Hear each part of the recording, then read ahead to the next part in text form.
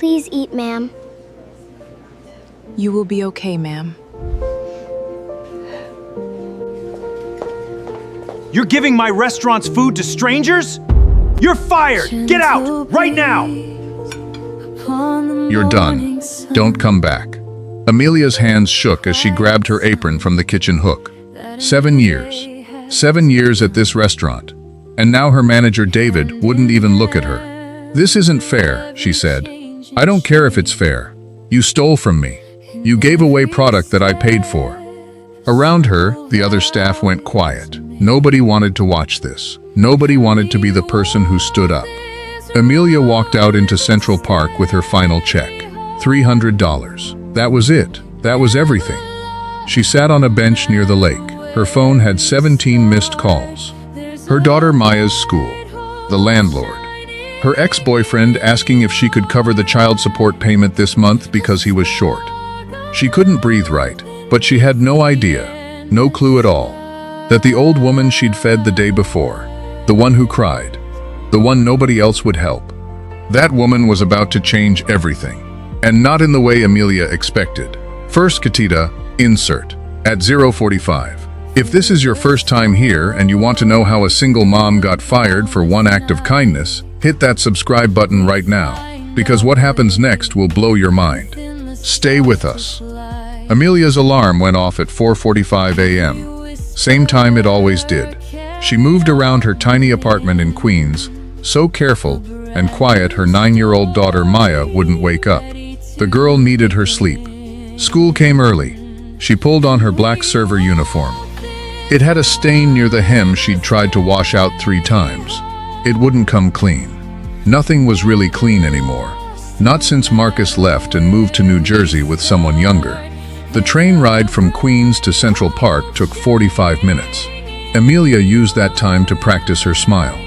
Not her real smile, the smile customers needed to see. The one that said she was grateful for the job, that said she wasn't tired, that said she could stretch a single tip across 3 days if it meant keeping a roof over their heads. When she got to Riverside Park Bistro that morning, it was already cold. November in New York hits different when you're broke. The wind comes harder. Around 11 a.m., she saw her, an old woman, wearing a coat with actual holes in it. Real holes. Her gray hair hadn't been brushed proper in days. Her hands shook when she opened the menu. Her eyes looked empty. Like someone who hadn't slept in weeks. Like someone who knew she wasn't welcome. Amelia knew that look. She'd seen it in the mirror. The old woman just sat there, staring at the prices, not ordering. Then Victoria showed up. Victoria was the assistant manager, also Marcus's new girlfriend, which made this whole thing worse because Victoria loved having power over people who had less than her. "Ma'am, you need to order something or leave," Victoria said, mean about it too. The old woman looked up, confused. "I just need another minute." Victoria folded her arms. "We have a lunch rush coming." This isn't a warming shelter. Amelia watched from the kitchen, watched Victoria's face, watched how much the assistant manager was enjoying this, how much she liked making people small. Something broke inside Amelia.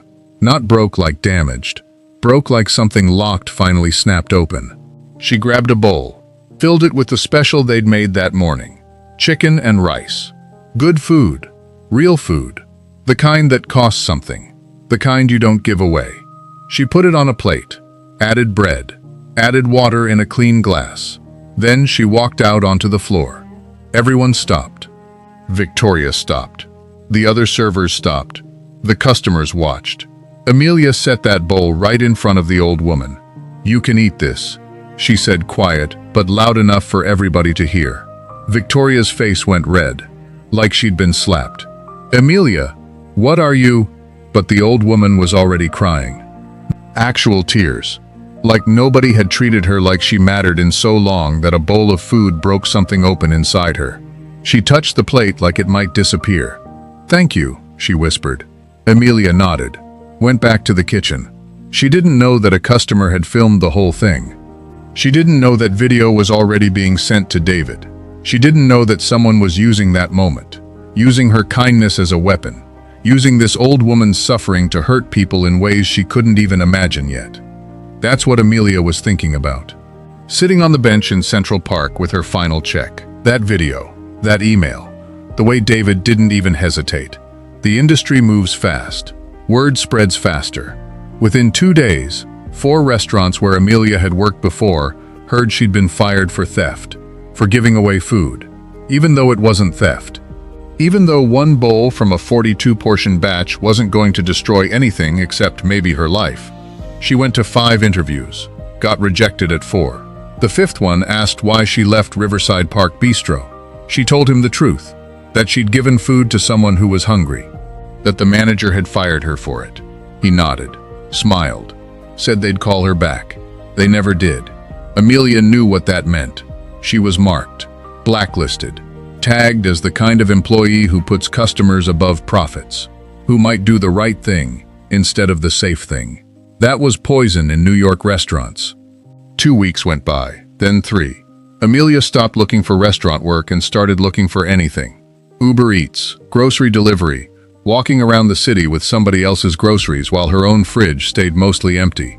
She had $412 left, after rent, after utilities, after subway cards. $412. And Maya kept asking why they weren't going to the movies anymore, why she couldn't have the things Amelia used to say yes to. Amelia didn't know it yet, but the person she'd fed that day, the old woman who'd cried at her kindness, that woman was about to find out Amelia's name. And when she did, everything was going to change in ways nobody could predict. Elizabeth Harmon went home to her brownstone on the Upper West Side and did something she hadn't done in 6 months. She cried. Real crying.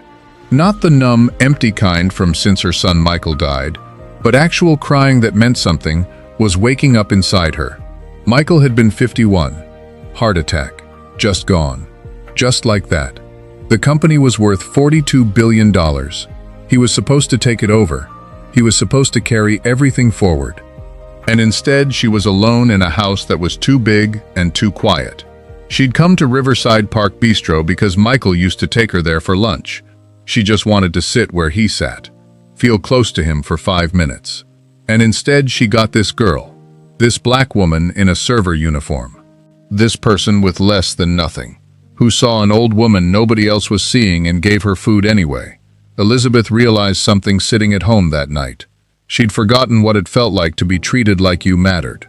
The next morning, Elizabeth did something she hadn't done since the funeral. She opened her laptop. She went to the city's business complaint database. She didn't know why exactly, but she was searching, looking for something. Some sign that kindness still mattered. Some proof that doing the right thing wasn't completely useless. She found it by accident. A complaint filed by Amelia Garcia. Riverside Park Bistro. Terminated for providing food to an elderly customer. Allegation of retaliation. Elizabeth read that name 3 times. Amelia Garcia. She pulled the security footage from the restaurant. She had a contact who owed her a favor. Within an hour, she had the video. She watched it. Watched Amelia's face. Watched how she didn't expect anything in return. Watched how she was risking everything on a choice.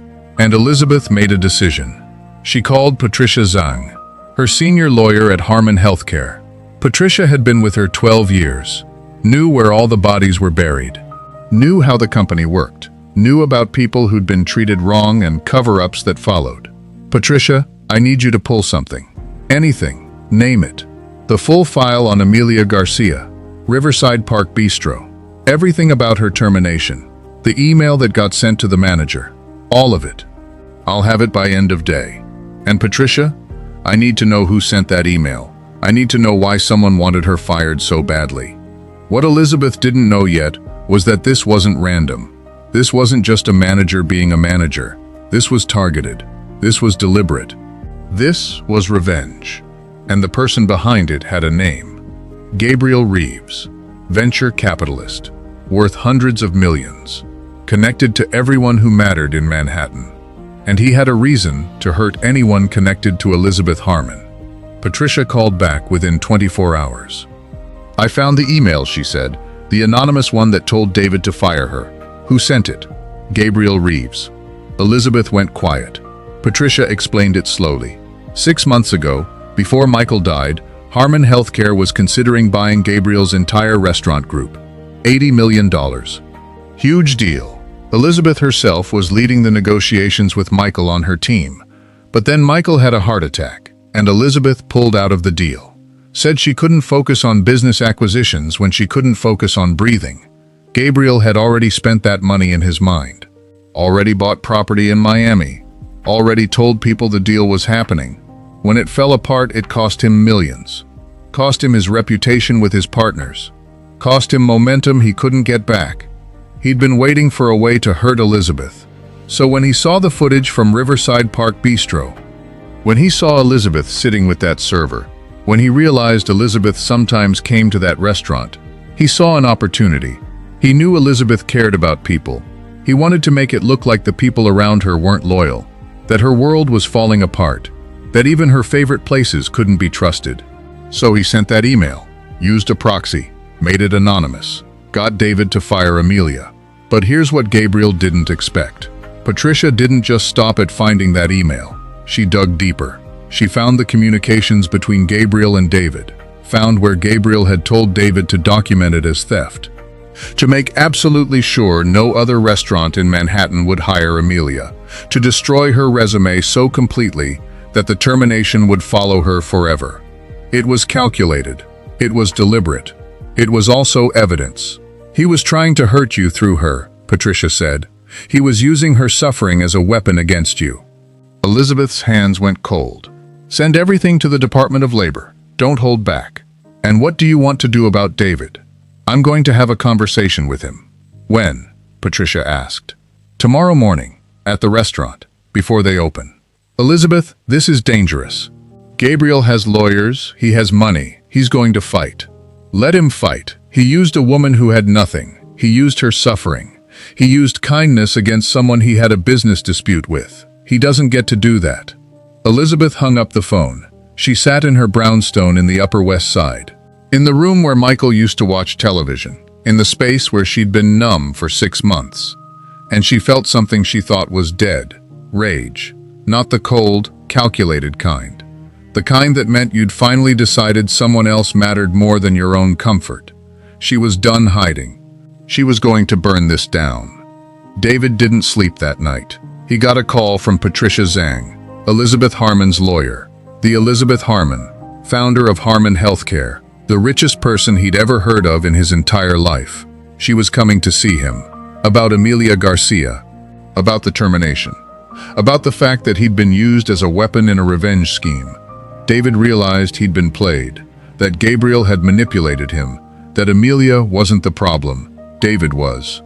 8 a.m. The restaurant was closed. Lights off. Nobody there but David and Patricia and 2 other lawyers. Then Elizabeth walked in. She didn't look like someone grieving anymore. She looked like someone who'd remembered who she was. She sat at the exact table. The table where she'd sat the day Amelia brought her food. You fired her because someone made you afraid, Elizabeth said. David couldn't deny it.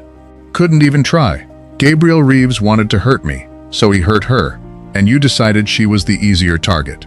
David started to say something. Elizabeth just kept going. The Department of Labor is investigating. You're going to cooperate completely. You're going to provide every email, every camera recording, every document. Or, David asked quiet, or I'm going to buy this restaurant tomorrow. Fire you tonight. Hire Amelia as manager. Give her the first option to own a piece of this place. Then I'm going to spend 6 months rebuilding what you broke before selling it to someone who actually cares about people. Patricia didn't smile, but she almost did. That wasn't a threat. That was a promise.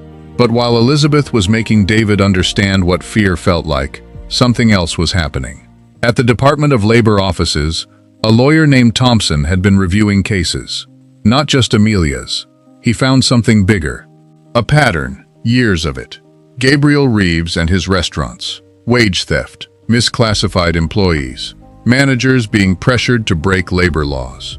This case had been sitting in files for 2 years because nobody had resources to investigate it. But now Elizabeth had given them something different. Proof that Gabriel Reeves was willing to use businesses, use managers, use workers, use suffering, all to hurt people who had business disputes with him. That changed things. That made him look less like a successful businessman. That made him look dangerous. Thompson called the federal office. "I think we have something bigger here," he said, and he was right. The Department of Labor released their findings. Amelia's termination was wrongful. It was retaliatory.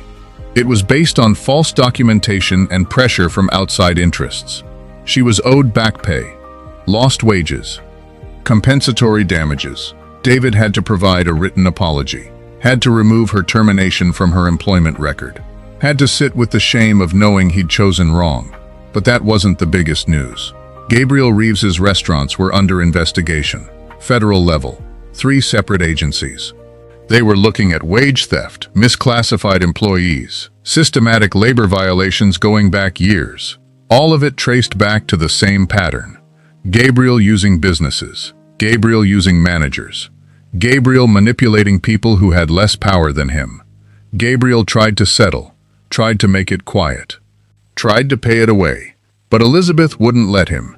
She gave everything to the authorities, let them build the case, didn't ask for his company to be destroyed, just wanted the truth available to people who needed to know it. Amelia got hired at a better restaurant, better pay, better hours. And when the owner found out who'd fought for her, he bent over backward. Flexible schedule so she could pick up Maya from school. Health insurance, a real path to management. For the first time in years, Amelia breathed easy. She could pay rent and eat the same week. She could buy Maya new shoes without crying about it. She could sleep through the night. But that's not where this story ends. 6 months later, Amelia was hiring staff, managing the kitchen and the front of house, doing the work. A young guy came in for an interview, nervous, scared, like he'd been through something that broke him a little. She asked why he left his last job. He said he'd reported a safety violation, got fired for it. Now nobody would hire him because his name was connected to that termination. Amelia listened to the whole story. Then she smiled, her real smile, not the practice smile from the subway, not the performing smile from years of restaurants. "You did the right thing," she said. "The system doesn't make that easy, but you did it anyway." The guy looked confused. "We're hiring," Amelia told him. "You start Monday." Because that's what Elizabeth had given her when she fought for the truth. Not just money, not just a cleared name, but the knowledge that you can do the right thing even when it costs you, and that sometimes the universe notices, and sometimes someone shows up to help.